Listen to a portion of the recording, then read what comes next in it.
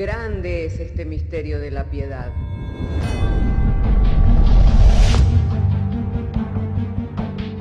Si se destruyeran los fundamentos, ¿qué ha de hacer el justo?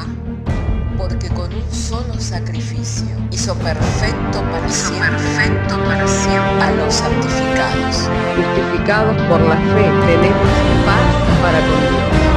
Juntamente con Él nos resucitó y nos hizo sentar en los lugares celestiales con Cristo Jesús. Fundados Y firmes en la fe, tenemos paz para con Dios. Bienaventurados los pobres en espíritu, porque de ellos es el reino de los cielos. Bienaventurados los que lloran, porque ellos recibirán consolación. Bienaventurados los mansos, porque ellos recibirán la tierra por heredad. Bienaventurados los que tienen hambre y sed de justicia, porque ellos serán saciados. Bienaventurados los misericordiosos, porque ellos alcanzarán misericordia. Bienaventurados los de limpio corazón, porque ellos verán a Dios. Bienaventurados los pacificadores, porque ellos serán llamados hijos de Dios. Bienaventurados los que padecen persecución por causa de la justicia, porque de ellos es el reino de los cielos. Bienaventurados sois cuando por mi causa os vituperen y os persigan, y digan toda clase de mal contra vosotros mintiendo. Gozaos y alegraos, porque vuestro galardón es grande en los cielos.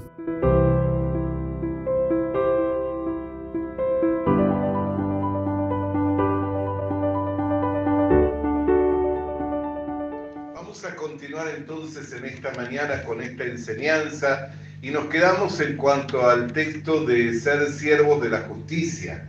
Así que si tenemos nuestras Biblias, voy a invitarlos para que abramos nuestras Biblias en la carta a los Romanos, capítulo 6, y vamos a leer verso 15. Capítulo 6, verso 15. Estamos compartiendo esta serie de enseñanzas sobre la justicia de Dios. Hoy estamos hablando el cómo ser siervos de esta justicia. Amén.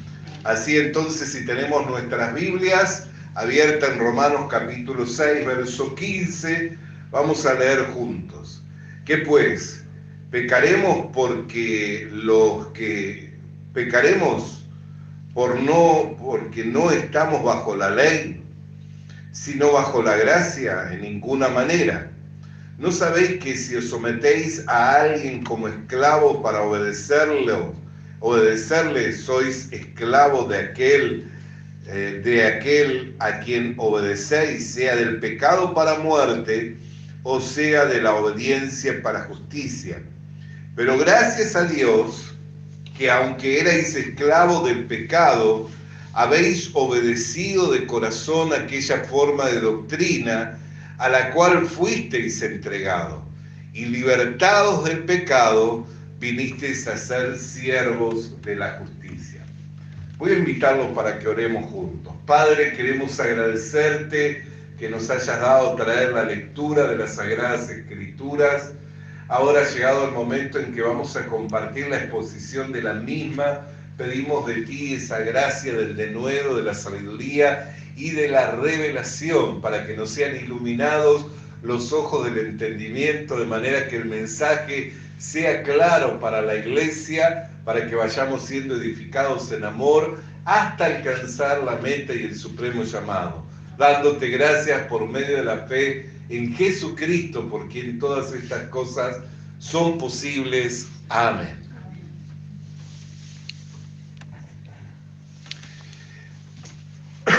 No se puede servir a la justicia si no se entiende primeramente que hay dos justicias: la justicia de Dios y la justicia del hombre.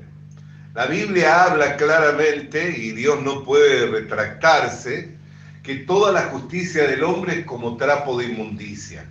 Pero la justicia de Dios es perfecta, es sin acepción de persona, es una obra consumada. El Señor Jesucristo, cuando fue al Jordán para ser bautizado por Juan el Bautista se le oponía a imponer las manos sobre el Señor Jesucristo. ¿no? Se oponía a ello. Decía, tú vienes a mí para ser bautizado cuando yo estoy esperando el ser bautizado por ti. ¿Qué es lo que responde el Señor? Deja ahora, ¿para qué? Para que se cumpla toda justicia. O sea, el cumplimiento de la justicia de Dios es por medio de la obra del Señor Jesucristo. No es por medio de nuestra obra, no es por la obra del hombre, es por medio de la obra del Señor Jesucristo.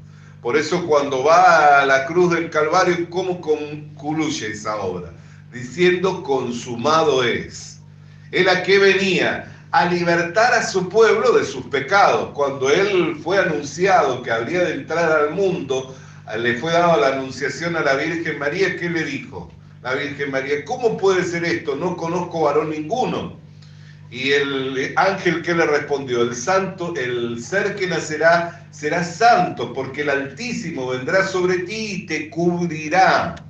O sea, no venía por la simiente del pecado, sino que venía por una nueva simiente.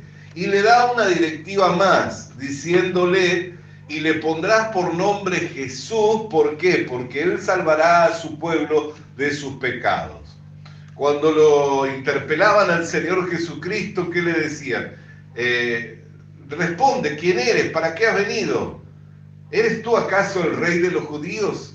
Y le responde el Señor, diciendo, ¿lo dices por tú mismo? ¿Lo preguntas por ti mismo o porque lo has oído de otro? Mas yo para esto he venido y para esto he nacido. Él vino para reinar, para señorear sobre todo principado, sobre toda potestad, sobre toda obra del enemigo, para deshacer las obras del enemigo. Amén. Hermano, la muerte no hubiera entrado al mundo si no hubiera entrado el aguijón, si no hubiera entrado el aguijón que es el pecado, ¿no es cierto? ¿Cómo entra la muerte? Por el pecado. Entre tanto que no entraba el pecado al mundo, ¿cómo eran los seres vivos? Seres eternos. La muerte no tenía parte con ellos, pero no solo la muerte física, sino tampoco no había ninguna separación entre Dios y los hombres. Por eso la gran sorpresa de Adán y de Eva, que continuaron viviendo, pero ¿qué pasó? Ya estaban separados de Dios y expulsados del huerto del Edén. El lugar que Dios habría preparado para su seguridad, para su confort. En el huerto del Edén, Adán y Eva tenían preocupación por qué comer, tenían preocupación por qué vestir, tenían preocupación de ser asaltado, por las fieras del campo tenía preocupación alguna. ¿Cuáles son las preocupaciones más comunes de los hombres? El que comer, el que vestir, ¿no es cierto? ¿No son esas nuestras preocupaciones? La preocupación de no sufrir ningún tipo de perjuicio, de no sufrir ningún tipo de daño. Amén, que son esos perjuicios que sobrevienen con las guerras, que sobrevienen con la violencia, con el hecho de ser asaltado. Uno sufre un perjuicio. ¿No tenemos temor de todas esas cosas? ¿Adán y Eva temían de eso estando en el huerto del Edén? No. ¿Por qué? Porque era un lugar de seguridad, era un lugar creado por Dios, en donde Dios habitaba en comunión con el hombre y donde el hombre se podía sentir seguro. No tenía preocupación de qué comer, de qué vestir, ni preocupación de ser asaltado, ni de las fieras del campo, ni de sufrir ningún tipo de daño, porque era un ambiente agradable.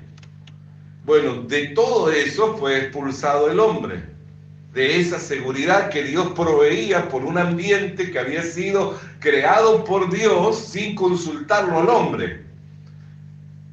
O el hombre fue creado en el primer día, según el relato de Génesis.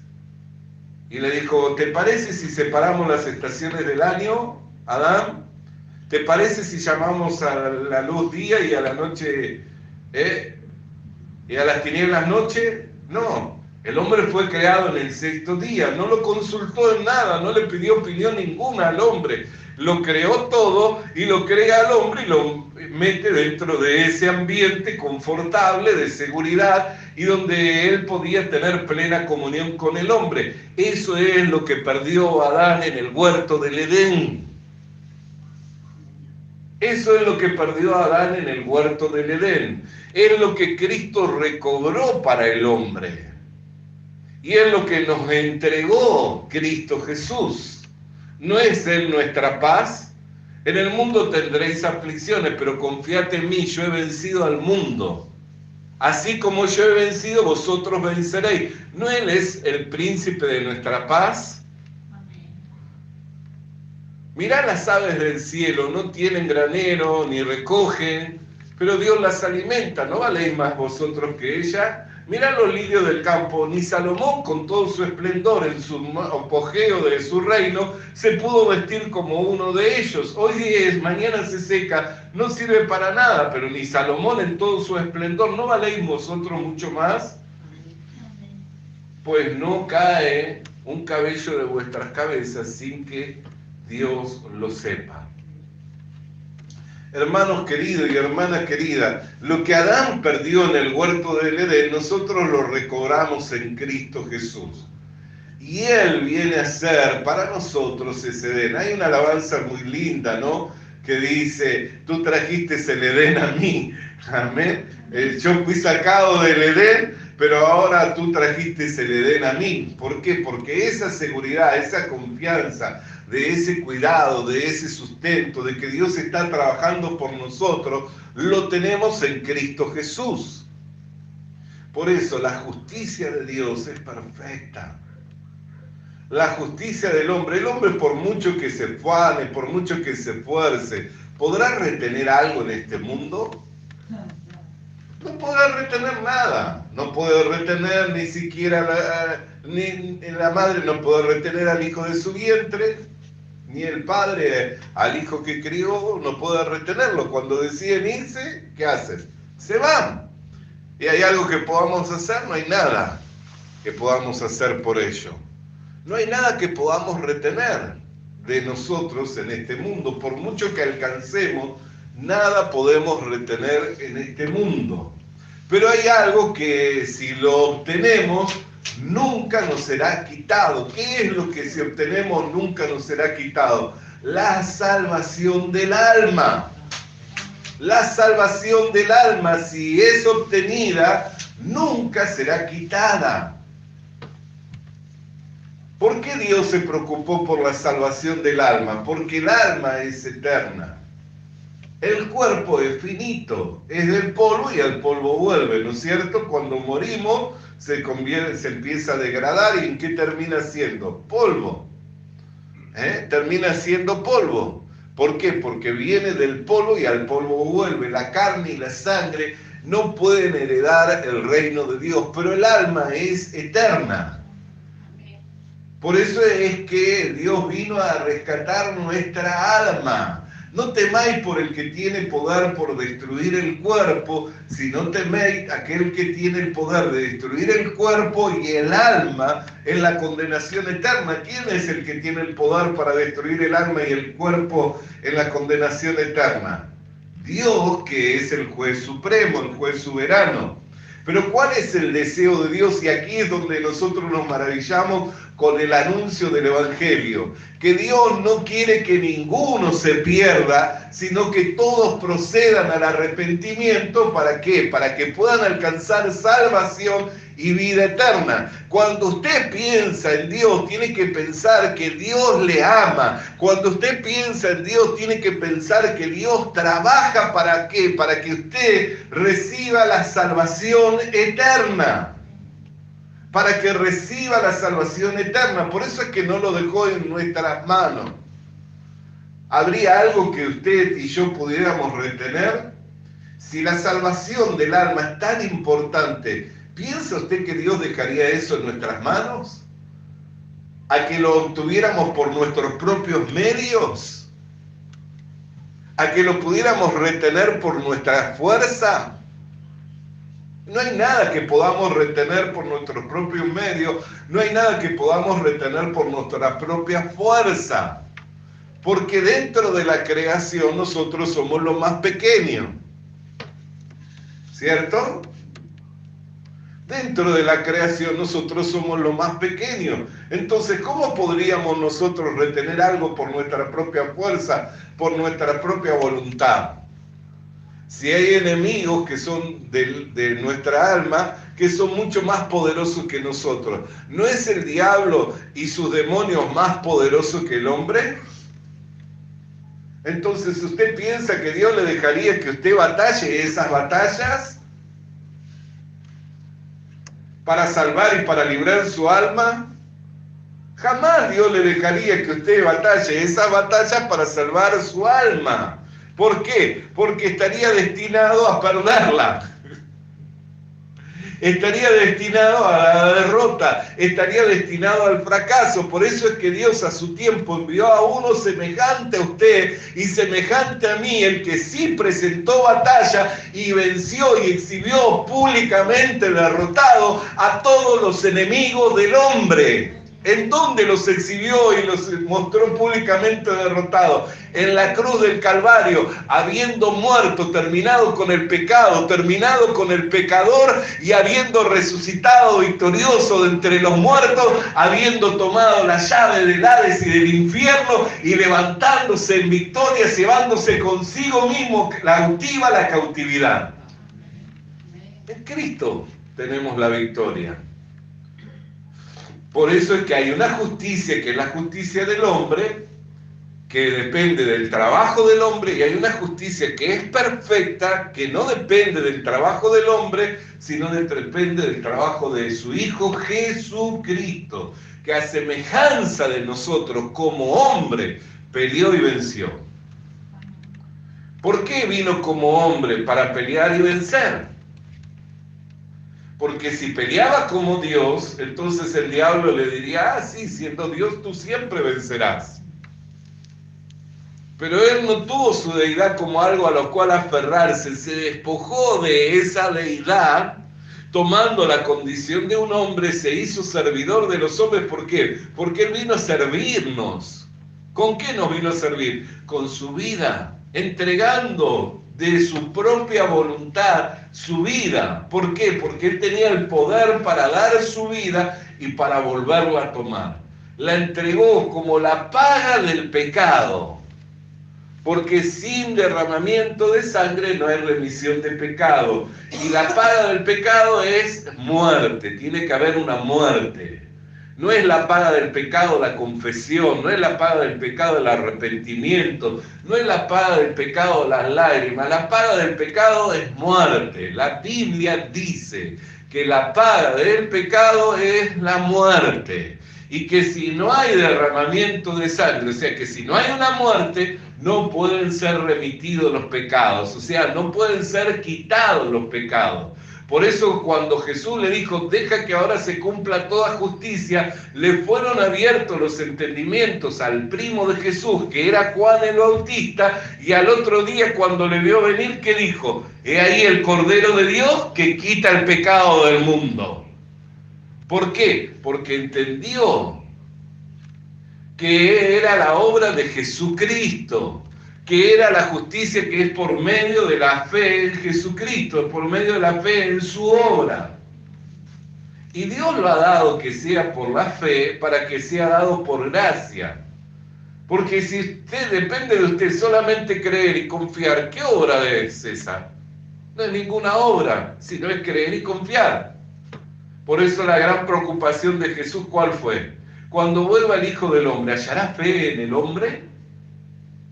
¿Qué es tener fe? Confiar plenamente en esa obra. Por eso es que la justicia de Dios y la justicia del hombre es completamente diferente. La justicia del hombre nunca va a poder alcanzar la medida de la demanda, de la exigencia moral de Dios. Por eso la Biblia dice, por cuanto que todos los hombres pecaron, están destituidos de la gloria de Dios. ¿Sabe qué significa la palabra gloria? Opinión honorable.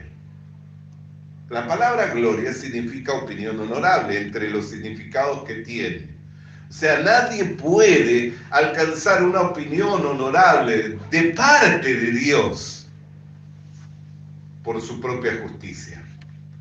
Porque para alcanzar una opinión honorable de parte de Dios por su propia justicia, ¿qué tiene que hacer Dios? Retractarse y volverse atrás y decir, sí, toda la justicia del hombre es como trapo de inmundicia, pero la de fulanito es perfecta, la de menganita es perfecta. ¿Y habrá un hombre o una mujer que califique para que Dios le diga es perfecto o es perfecta por su propia obra? Por eso es que sufría Pablo. ¿Por qué? Porque lo veía Israel, que ellos tenían celo de Dios, o sea que tenían un gran deseo por Dios, pero iban detrás de esa gracia por obras, estableciendo su propia obra que mostraban que ignoraban la justicia de Dios. Por eso todos los que ponen su obra por delante, ¿qué muestran? Que ignoran la justicia de Dios. El que conoce la justicia de Dios nunca va a poner su obra por delante. Nunca va a decir, yo hice, porque yo di, porque yo me esforcé. Por eso yo decía ayer cuando compartí con los hermanos que la justicia del hombre trae mucho sufrimiento. ¿Por qué? Porque no tiene reconocimiento. ¿Por qué creen que son todos los conflictos que se dan muchas veces en las organizaciones religiosas? Por la gente que aparenta piedad y que no es verdaderamente piadosa. Porque una persona verdaderamente piadosa es una persona que está conectada con Dios. Porque piedad significa ir en pos de Dios. Y nadie puede venir a mí si no le es dado por el Padre. Entonces, la mayoría de las organizaciones religiosas que no se enseña correctamente el Evangelio, que se le enseña la obra, que los hombres tienen que obrar, que las mujeres tienen que obrar, que si no obran, no van a conformarlo a Dios, tienen mucho sufrimiento. Primeramente, ¿por qué? Porque les es impuesta una carga que ni siquiera ellos mismos pueden llevar. No la pueden llevar. Si hay un pastor que le dice, usted tiene que orar para agradar a Dios, pregúntele cuánto tiempo ora. Y también lea en la Biblia cuánto tiempo es el que debemos de orar. ¿No dice la Biblia orando en todo tiempo? ¿Y quién ora en todo tiempo? Y en todo lugar, y levantando manos santas. Mire la demanda para la iglesia. ¿Usted ora en todo tiempo y en todo lugar? ¿Y levantando manos santas? No. Pero ¿quién era el que dijo, te doy gracias, Padre, porque tú siempre me oyes? ¿Quién es el que aboga por nosotros de día y de noche? El Señor Jesucristo. Quiere decir que hay uno que sí aboga por nosotros de día y de noche, o sea que está intercediendo constantemente. No dice que la sangre de Cristo es más preciosa que la sangre de Abel, que aboga por nosotros, que tiene mayor poder que la sangre de Abel. ¿Y qué fue lo que le dijo Caín? ¿Qué has hecho con tu hermano? La sangre de tu hermano me habla. Y usted dice, ¿cómo puede hablar una sangre? ¿Por qué? Porque en la sangre está la vida del hombre. Por eso es que Dios demanda sangre. Dios demanda sangre. En la sangre está la vida del hombre, por eso es que Dios demanda sangre. Y la vida de Cristo habla mucho más que la vida de Abel, que era preciosa delante de Dios, porque, ¿cómo lo menciona la Biblia Abel? El justo Abel, que ofreció mejor ofrenda, mejor sacrificio que Caín. Sin embargo, la vida y la sangre de Cristo es mucho más preciosa que la sangre de Abel. Entonces hay uno que sí ora, intercede y aboga delante de Dios todo el tiempo. ¿Quién es? El Señor Jesucristo. Por eso nunca querramos vivir por nuestra obra. Porque si nos miramos a nosotros para cumplir, para obedecer, para guardar todos los estatutos, las ordenanzas y los mandamientos de Dios, si los del Antiguo Testamento eran exigentes y ni los conocemos, los del Nuevo Testamento son mucho más exigentes. ¿Por qué? Porque el Nuevo Testamento se hizo mucho más pesado. Al que te abofetea una mejilla, pon la otra. Vino Pedro y dijo, ¿cuántas veces he de perdonar a mi hermano que me ofende? ¿Qué le respondió? ¿7 veces? No, 70 veces 7. A ver, múltiplo, ¿cuánto significa eso? 490 veces, ¿no es cierto?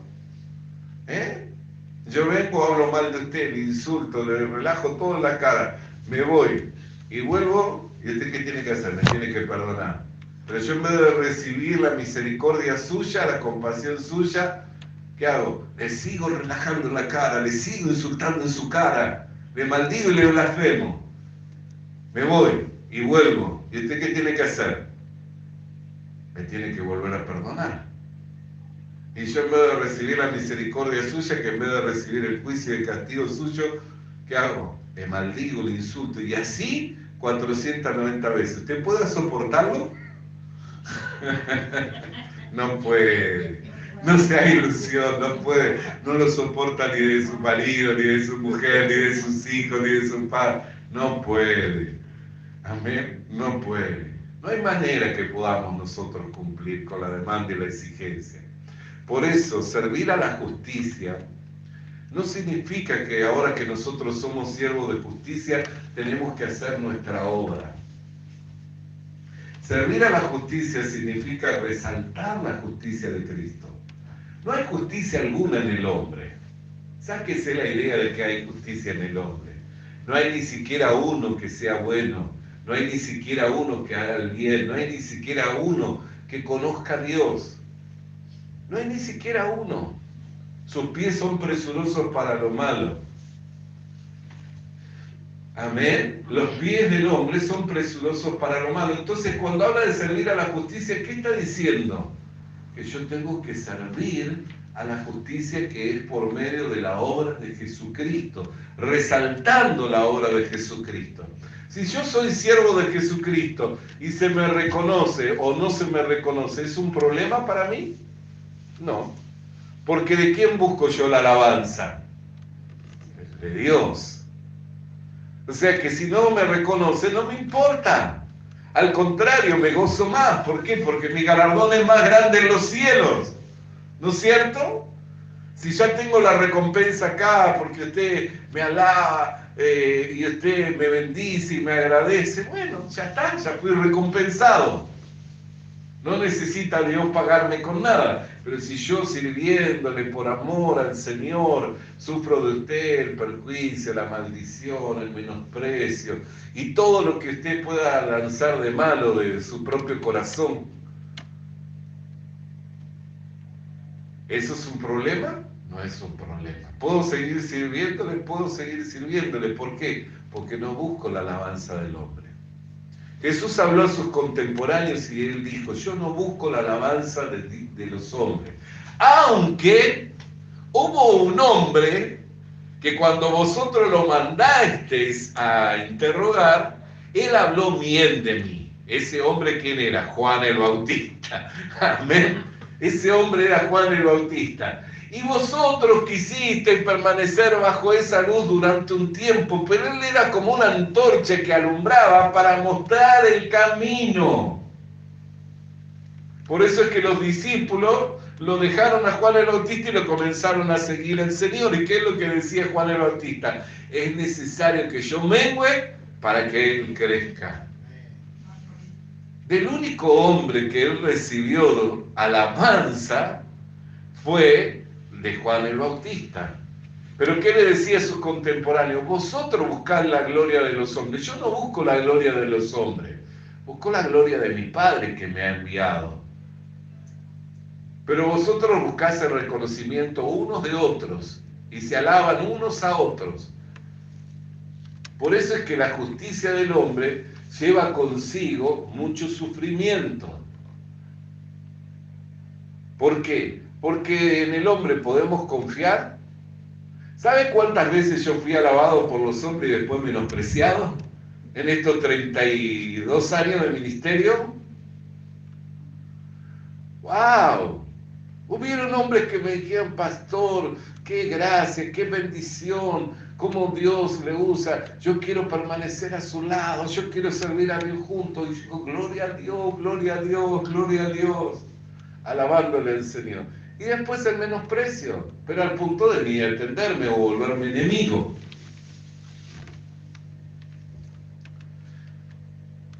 yo viviera por el reconocimiento de los hombres, o mi ministerio estuviera basado, fundamentado en el reconocimiento o en la alabanza de los hombres, ya viviría frustrado, abandonando el ministerio, porque no obtuve lo que buscaba. Y ahí usted se va a dar cuenta quiénes sirven a Dios y quiénes no le sirven a Dios. El que le sirve a Dios a pesar de, continúa.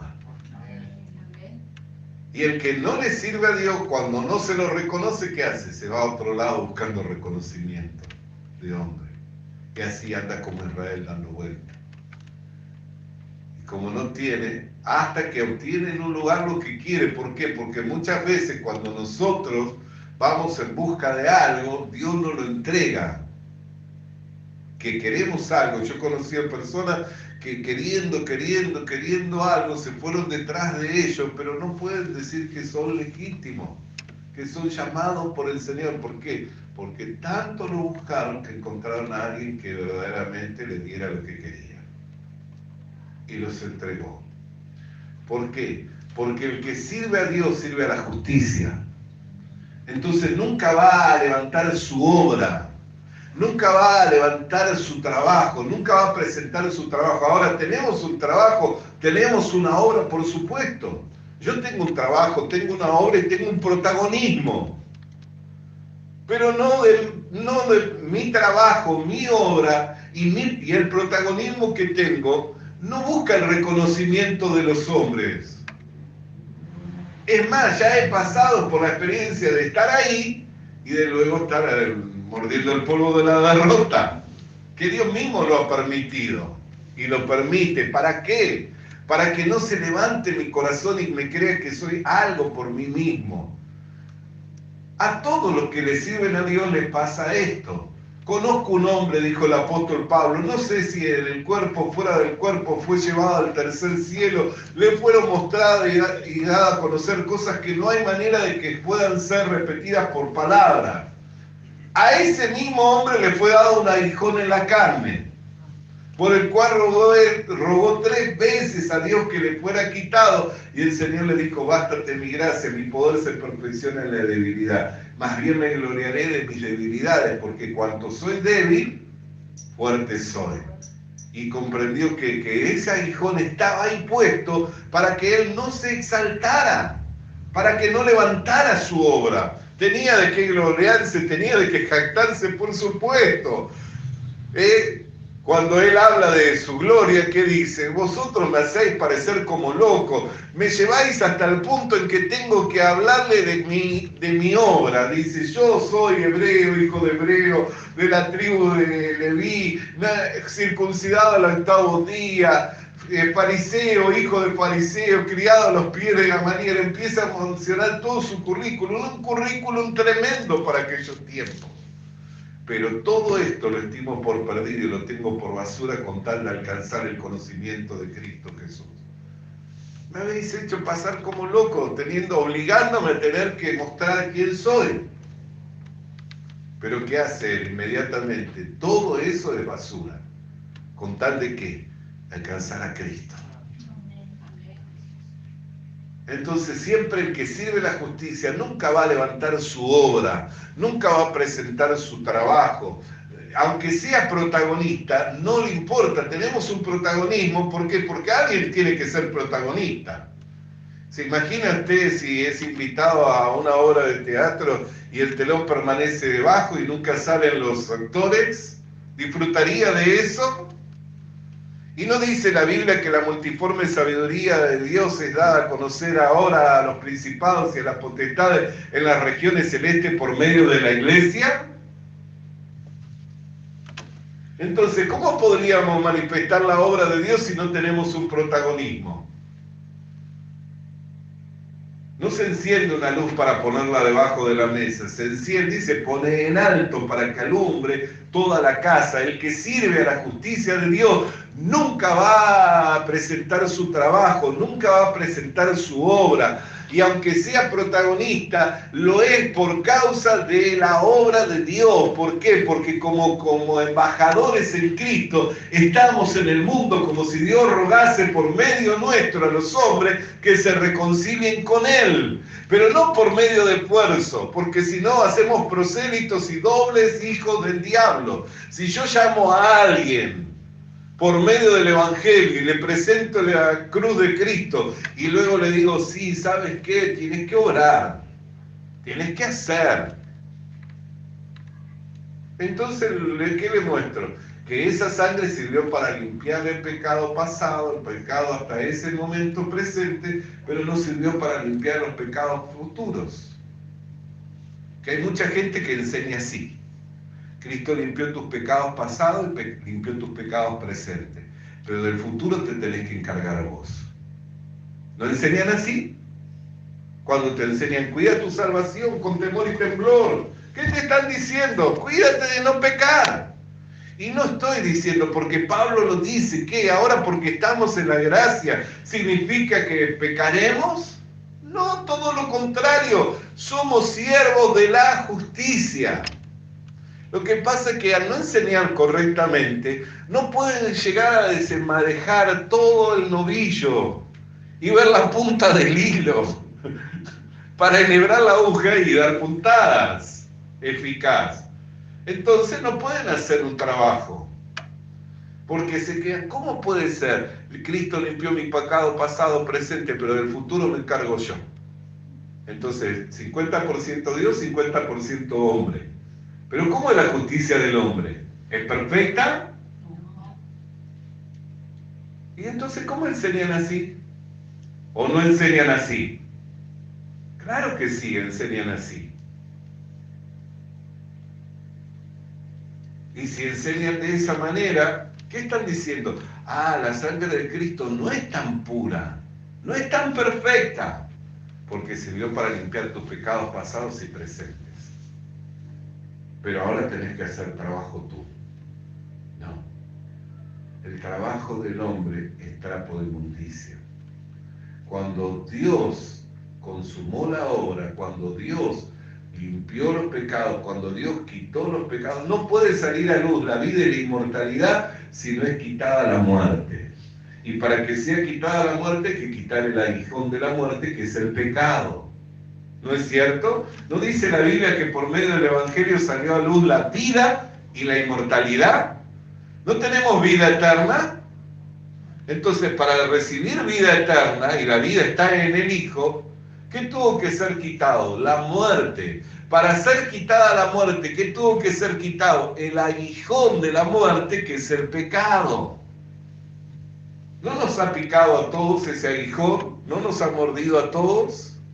¿No hemos pecado todo? Entonces, quiere decir que lo quitó, nos libertó.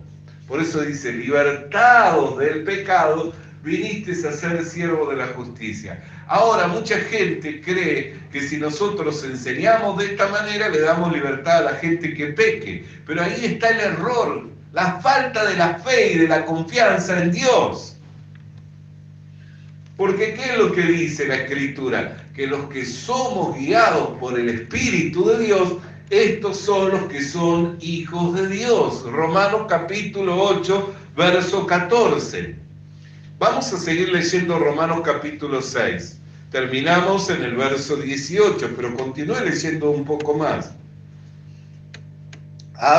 Dice, viniste a ser siervo de la justicia. Hablo como humano por vuestra humana debilidad. Así que como para iniquidad presentad vuestros miembros para servir a la inmundicia y a la iniquidad, así ahora para santificación presentad vuestros miembros para servir a la justicia. Porque cuando erais esclavos del pecado, erais libres acerca de la justicia, pero ¿qué fruto tenías de aquellas cosas las cuales ahora os avergonzáis? Porque el fin de ella es muerte. Mas ahora que habéis sido libertados del pecado y hechos siervos de Dios, tenéis por vuestro fruto la santificación y como fin la vida eterna, porque la paga del pecado es muerte, mas la dádiva de Dios es vida eterna. Y ahí dice, ¿en quién? En Cristo Jesús, Señor nuestro. Nunca incluye la obra suya, siempre incluye la obra de Cristo. La gente no tiene confianza que el fin sea la santificación y la vida eterna. No tienen esa confianza. No pueden confiar en que el que comenzó en ellos la buena obra la perfeccione hasta el día de Jesucristo. No pueden dejar su vida en la mano de Dios. Tienen que hacer ellos. Quieren seguir manejando sus vidas ellos. Pero ¿qué dice la Biblia? Los que son guiados por el Espíritu de Dios son hijos de Dios. ¿Un verdadero hijo de Dios va a querer seguir teniendo la rienda de su vida? Un verdadero hijo de Dios nunca más va a tomar la rienda de su vida, porque a un verdadero hijo de Dios le fue descubierto el engaño del pecado. ¿Cuál es el engaño del pecado en el que caen todos los transgresores, los que estaban viviendo sin Dios y sin esperanza? Vamos a Efesios, eso lo hablamos en estos días pasados. Efesios, capítulo 2,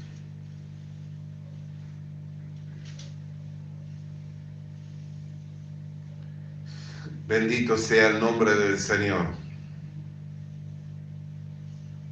Y dice la palabra: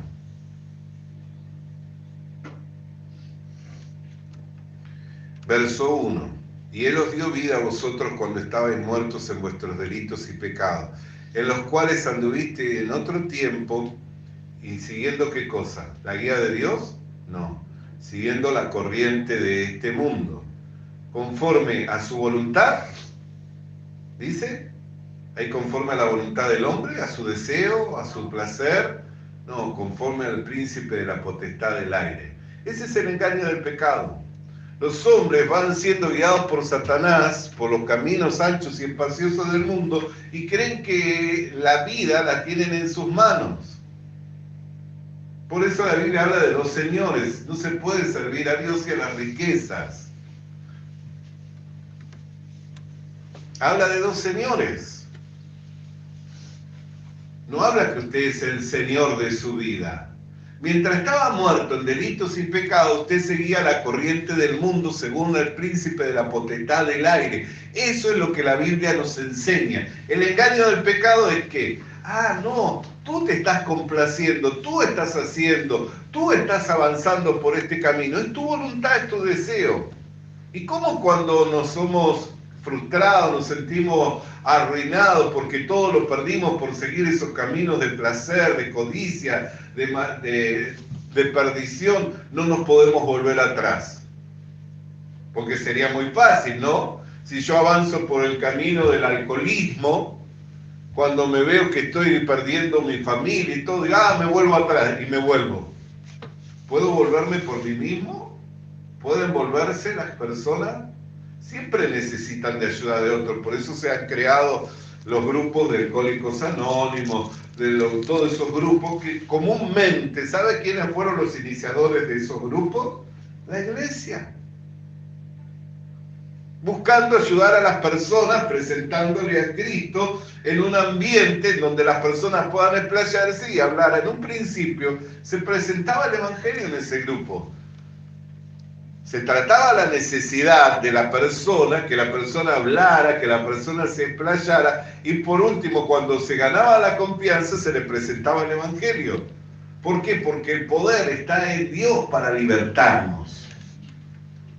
El hombre por sí mismo no puede ser liberto, por eso, habiendo sido libertados del pecado, viniste a ser siervo de la justicia. Si no te libertan, seguís siendo esclavo. O sea que para ser libertado tiene que actuar alguien, tiene que operar alguien, tiene que trabajar alguien en mi vida. ¿Quién es el que trabajó para mi liberación? ¿Quién es el que trabajó para mi salvación? ¿Quién es el que trabajó para que yo pudiera ser rescatado de esa vana manera de vivir? Jesucristo.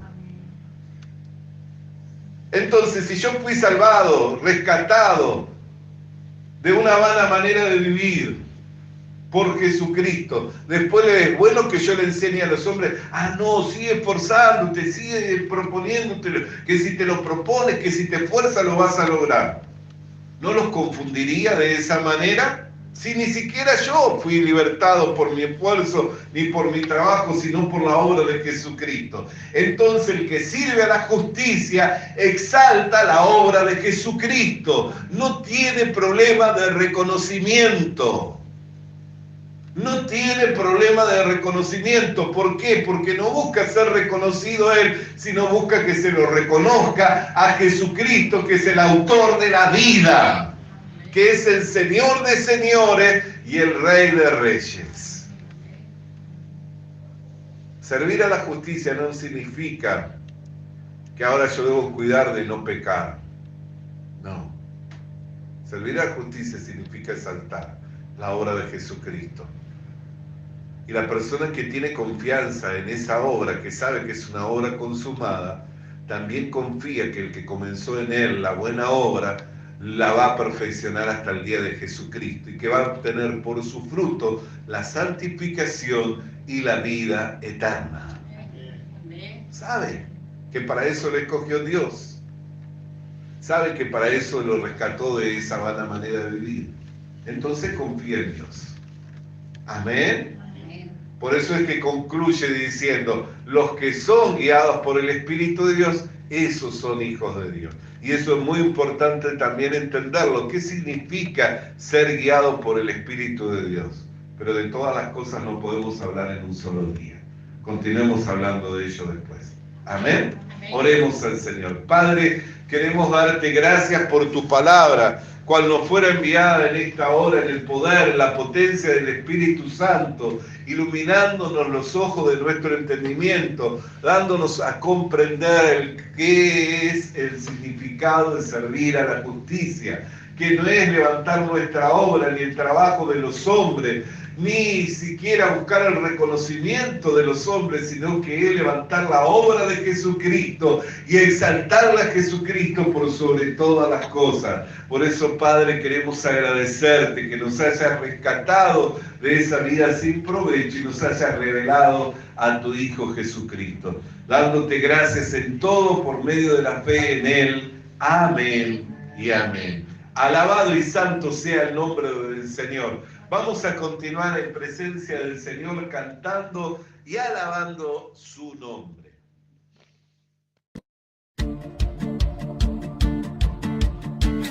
Visita nuestras redes sociales. Suscríbete activando la campanita. Comparte con nosotros el mensaje de la palabra de Dios.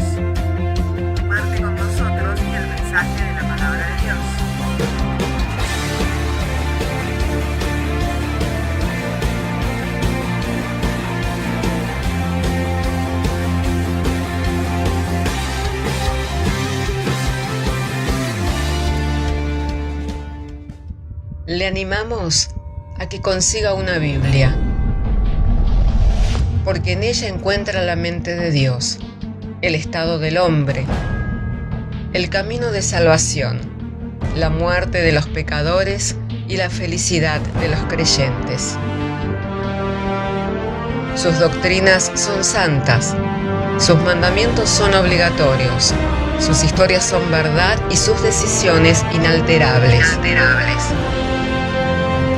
Léala para ser sabio, crea en ella para ser salvo y póngala en práctica para ser santo. Ella contiene luz para guiarle, alimento para reforzarle y consuelo para alentarle. La Biblia es el mapa del viajero, el bastón del peregrino, la brújula del piloto, la espada del soldado y la carta del cristiano. Le animamos a que consiga una Biblia,